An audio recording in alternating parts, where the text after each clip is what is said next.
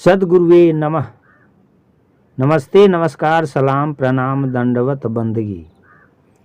बीजक मूल। बीजक कबीर साहब का मुख्य एवं प्रमाणिक ग्रंथ है। इसमें 10 इंद्रियों एवं 11वें मन को मिलाकर कुल 11 प्रकरण मिले हुए हैं। प्रकरण का नाम इस प्रकार है: प्रथम प्रकरण रमैनी, दूसरा प्रकरण शब्द, तीसरा प्रकरण ज्ञान चौतीसा, चौथा प्रकरण विप्रमतीसी, पांचवा प्रकरण कहरा, छठवां प्रकरण बसंत, सातवां प्रकरण चाचर, आठवां प्रकरण बेली, नौवां प्रकरण बिरहुली, 10वां प्रकरण हिंडोल, 11वां प्रकरण साखी। प्रथम रमैनी में कुल 84 पद है। साथ ही 76 साखी भी इसी प्रकरण में है। इस विराट संसार में 84 लाख योनियों की कल्पना की गई है, जिसमें पड़ा हुआ अविनाशी जीव अनादि काल से भटक रहा है। दूसरे शब्दों में 84 अंगुल के मानव शरीर में स्थित यह जीव विषयासक्त होकर नाना खानियों में भटकता रहता है। तात्पर्य यह है कि कबीर साहब ने मानव जीवों को इस 84 के चक्कर से छुड़ाने के लिए ही 84 रमैनी प्रकट किया है। तो आइए सुनते हैं। रमैनी 27 में सतगुरु कबीर साहब कहते हैं कि लोगों की अवधारणा है कि अष्टांगी माया ने ब्रह्मा को ब्रह्मांड दिया, जिसमें 7 द्वीप और 9 खंडों सहित यह पृथ्वी है। उसी ने विष्णु जी को सत्याचरण वाला और सच्चा समझकर उनको स्वर्ग लोक दे दिया। इसके बाद शंकर जी ने अपना लिंग रूप बनाकर पृथ्वी में गाड़ दिया, जो कि रसातल तक चला गया। इसलिए आद्या ने उन्हें रसातल का आधिपत्य दिया। तत्पश्चात अष्टांगी ने 3 कुमारियों की रचना की। ये क्रमशः लक्ष्मी, सरस्वती एवं सती नाम से सुविख्यात हुई। ये अपूर्व सुंदरी थी और इनके सम्मोहन में तीनों लोक विमोहित हो गए, अर्थात ब्रह्मा, विष्णु, महेश भी विमोहित हो गए। आद्या अष्टांगी ने लक्ष्मी विष्णु जी को दे दिया और सरस्वती ब्रह्मा जी को एवं सती शंकर जी को प्रदान किया। परंतु दक्ष यज्ञ में प्राण विसर्जन कर सती जल मरी और तत्पश्चात पार्वती नाम से उनका पुनर्जन्म हुआ और वे घोर तपस्या कर शंकर जी यानी तपस्वी को पुनः मिली। वस्तुतः एक पुरुष कोटि एवं चेतन वर्ग हैं और दूसरा नारी कोटि एवं प्रकृति वर्ग है। इन्हीं से चारों खानियों का विस्तार है। संसार में प्राचीन काल से ही 4 वर्गों में क्रमशः शर्मा, बर्मा, देव और दास का उद्भव माना जाता है। अर्थात सतोगुण प्रधान व्यक्तियों को शर्मा, ब्राह्मण, रजोगुण प्रधान व्यक्तियों को वर्मा, क्षत्रिय, रजतम मिश्रित प्रधान व्यक्तियों को देव, वैश्य एवं केवल तम प्रधान व्यक्तियों को दास, शूद्र की संज्ञा पदवी दी गई। तात्पर्य यह है कि ब्राह्मण, क्षत्रिय, वैश्य, शूद्र जन्म से नहीं अपितु स्वभाव एवं कर्म से माने गए या बनते गए और बाद में उन्हें जन्मजात मानकर इनकी गलत व्याख्या होने लगी। इस प्रकार मनुष्यों में भ्रांति फैलती गई और अंतोगत्वा गुणों का मूल्य न रहकर केवल जन्म का ही मूल्य रह गया। कबीर साहब साखी में कहते हैं, एक अंड ओंकार ते सब जग भया पसार, कहीं कबीर सब नारी राम की, अविचल पुरुष भ्रतार। कबीर साहब कहते हैं कि उपासक लोग ओंकार एवं प्रणव को एक ही बीज एवं अंड मानकर संसार का विस्तारक कहते हैं और उसी की उपासना पूजा करते हैं, यहाँ तक कि उसे पति यानी स्वामी मानकर उसकी पत्नी बन जाते हैं, अर्थात अपने आप को उसी की सेवा में लगाकर धन्य हो जाते हैं। रामायणी 28 में सतगुरु कबीर साहब कहते हैं कि जीव एक जोलाहा है जो संसार में बारंबार जन्म लेकर कर्मों का पट बुनता है, परंतु वह स्वयं अपने जोलाहेपन अर्थात कर्म बंधनों को नहीं समझ पाता।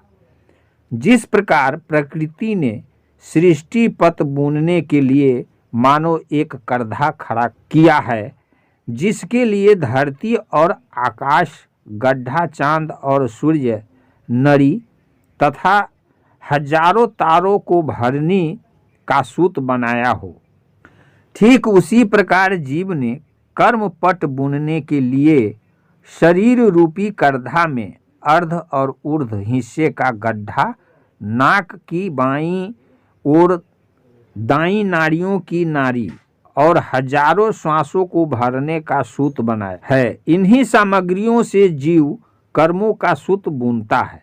जीव आज भी कर्म पट बुन रहा है और इसकी आदत छूटना भी कठिन है, अर्थात जीव रूपी जोलाहा कर्म बंधनों को जोड़कर अच्छे बुरे कर्मों के सूत संसारिकता का वस्त्र बुन रहा है।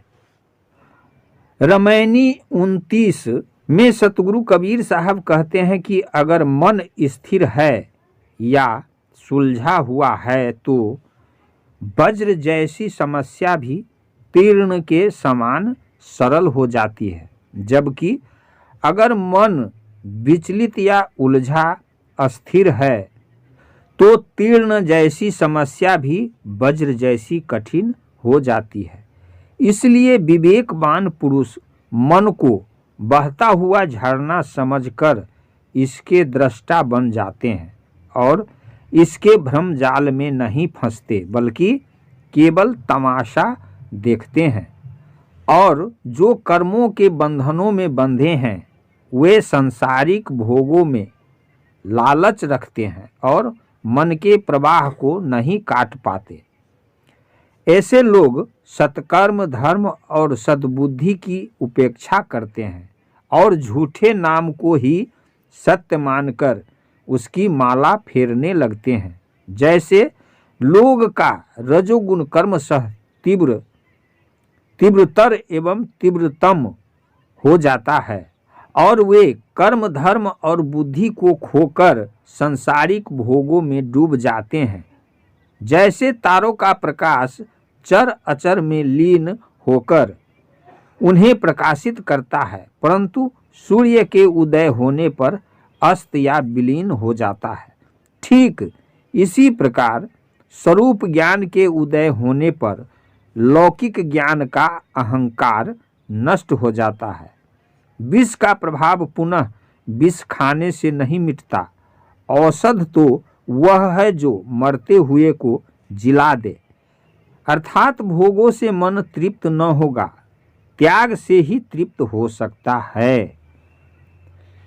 सतगुरु कबीर साहब साखी में कहते हैं, यदि मनुष्य भोगों से हटता है तो वह अपना लक्ष्य कहीं अगम अगोचर को खोजता है, जो उसके मन का भटकाव है। जब आदमी देश और काल की दूरी में परमात्मा या मोक्ष खोजता है, तभी मानो उसको अज्ञान सांप ने डस लिया। सद्गुरु बताते हैं कि तुम्हारा लक्ष्य तुम्हारी आत्मा ही है, परंतु गुरु के ऐसे उपदेशों को जीव नहीं मानता तो क्या किया जाए। रामायणी 30 में सतगुरु कबीर साहब कहते हैं कि ए भाई योगी, जंगम, सेवरा, सन्यासी, दरवेश एवं ब्राह्मण, इन 6 दर्शन के लोग अपने अपने संप्रदायों के चक्कर में पड़कर निज स्वरूप को भूल गए हैं और नाना प्रकार का वेश धारण कर पाखंड में लिपटे हुए हैं, जबकि पाखंड ही जीव के कल्याण का नाशक हैं। वैसे तो चारों वेद कर्मकांड परक है, परंतु स्वरूप ज्ञान की बात आने पर ये भी मौन ही रहते हैं। जैनी लोग धर्म का रहस्य नहीं जानते, अर्थात एक तरफ तो यह मानते या कहते हैं कि फूल पत्तियों में करोड़ों देहधारी जीव निवास करते हैं, परंतु दूसरी तरफ दौना, मरुआ, चंपा आदि के फूल और पत्ते तोड़कर देव मंदिरों में मूर्तियों पर चढ़ाते हैं। अतः उनके मतानुसार यह तो करोड़ों जीवों की हत्या हुई। तात्पर्य यह है कि अपने सिद्धांत पर भी नहीं है। इतना ही नहीं, जैनी साधक अपने सिर एवं दाढ़ी मूछ के बाल भी उखाड़ते हैं, अर्थात अपनी ही आत्मा को व्यर्थ पीड़ा देते हैं। तात्पर्य यह है कि अपने आप को ही धोखा देते हैं। कितने ही लोग तो ब्रजोली क्रिया साधकर वीर्य को गिरने से रोकते हैं और संभोग के समय भी वीर्य रक्षण से बचाते हैं और इसे अपनी जीत यानी पक्का योग मानते हैं। ऐसे लोगों की दशा तो वास्तव में अद्भुत है। तात्पर्य यह है कि योगी जंगमादि 6 दर्शनों में से एक शेबड़ा अर्थात जैनी भिन्न ही है और इनकी मान्यताएं एवं साधनाएं और अधिक उलझनपूर्ण एवं विवादास्पद है। सदगुरु कबीर साहब साखी में कहते हैं कि ज्ञान अमरपद बाहिरे नियरे ते है दूर, जो जाने ताके निकट है, नहीं तो रहा सकल घट पूरी। कबीर साहब कहते हैं कि यह ज्ञान स्वरूप जीव ही अमर पद है और अमर पद की स्थिति 6 दर्शनों के पाखंडों से बाहर है। यह निकट यानी निज स्वरूप होते हुए भी पाखंडों में उलझे होने के कारण दूर सा हो गया है, अर्थात जो ठीक से जानता है उसके निकट और जो अज्ञानी है उसके लिए घर घर में होते हुए भी परम तत्व दूर है। रामायणी 31 में सतगुरु कबीर साहब कहते हैं कि स्मृतियाँ एवं धर्मशास्त्र गुण दोषों की पहचान करते हैं एवं पाप पुण्य का निर्धारण भी करते हैं। पंडित लोग वेद और धर्मशास्त्रों को बराबर पढ़ते हैं, पर उन्हें अहंकार है कि हम इन वेद शास्त्रों के धर्म को जानते हैं और वे स्वयं अनेक पाखंडों में उलझे रहते हैं। तात्पर्य यह है कि वेद ज्ञान होते हुए भी अहं की भावना के कारण उनका भी संशय दूर नहीं हो पाता। एक तरफ तो शास्त्र वेद पढ़ते हैं और दूसरी तरफ जड़, पानी, पत्थर, मूर्ति, देवी देवताओं के नाम पर जीववध करते हैं। तात्पर्य यह है कि निर्जीव देवी देवताओं के समक्ष सजीव प्राणी का सिर काटकर रख देते हैं, अर्थात देखते हुए भी अंधे बने हैं। कबीर साहब साखी में कहते हैं कि कहीं कबीर ई पाखंड बहुतक जीव सताओ, अनुभव भाव न दर्शय, जियत न आपू रखाओ। कबीर साहब कहते हैं कि यह धर्म का पाखंड अनेकों जीवों को सताता है और ये अपनी अनुभूत पीड़ा से भी प्रेरणा नहीं लेते कि पीड़ा देना कितना पाप है। तात्पर्य यह है कि जो दूसरों को पीड़ा देता है वह विवेक संपन्न मानव जीवन पाकर भी अपने आप की रक्षा नहीं कर पाता। रामायणी 32 में कबीर साहब कहते हैं, जैसे अंधे के लिए दर्पण बेकार है, वैसे ही अज्ञानी विवेक शून्य के लिए वेद पुराण बेकार है।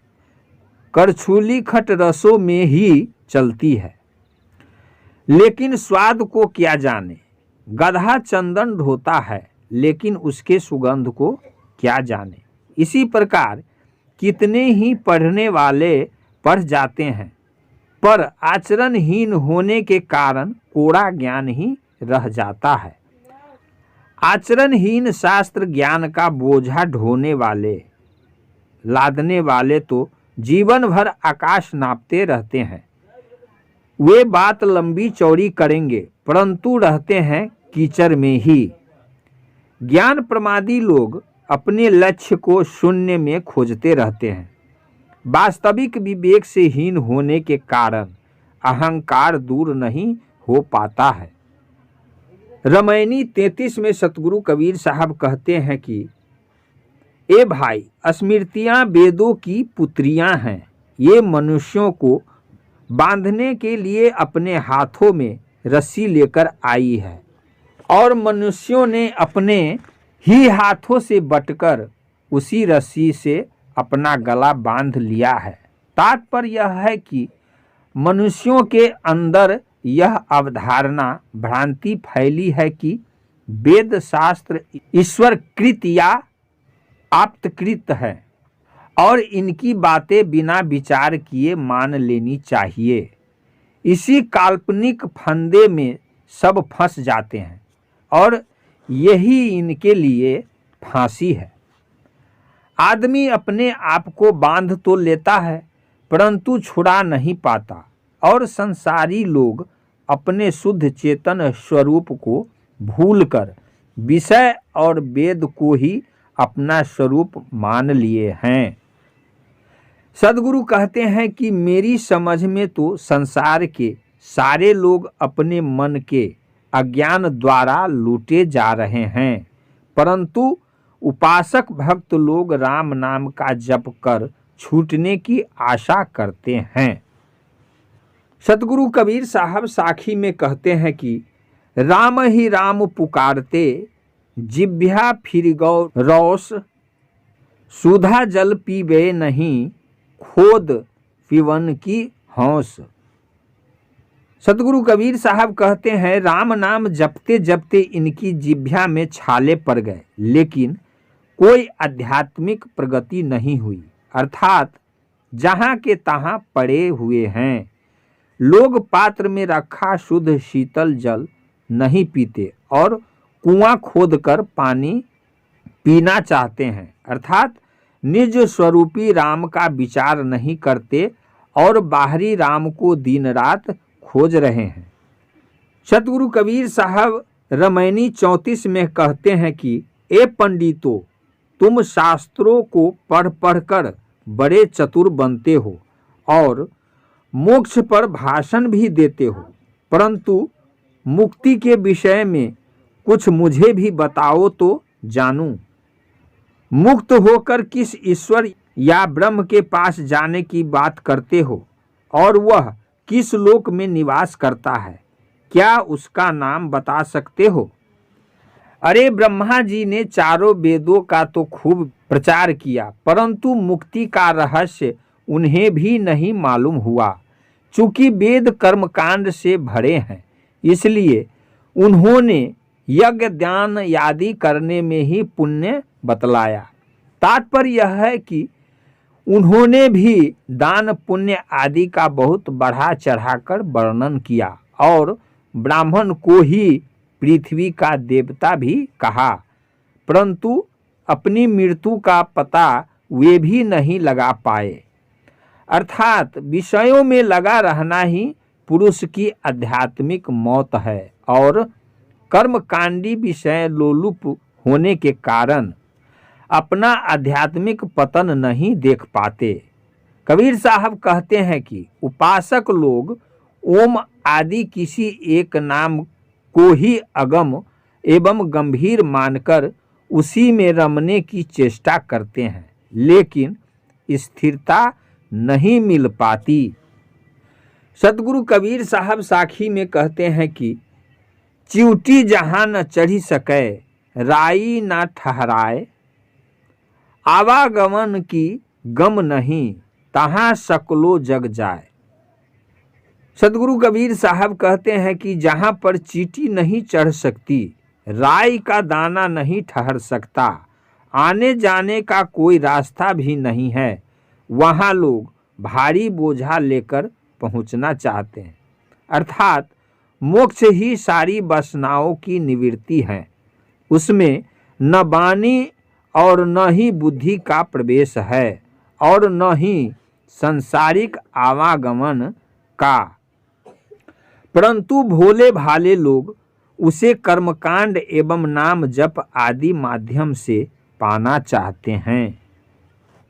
रामायणी 35 में सतगुरु कबीर साहब कहते हैं कि पंडित लोग वेद शास्त्रों को पढ़कर उन्हीं के मद में भूल गए और अपने स्वरूप का रहस्य नहीं समझ सके। ये लोग संध्या तर्पण याजन आदि 6 कर्म और बहुत से कर्म कांड करते रहते हैं।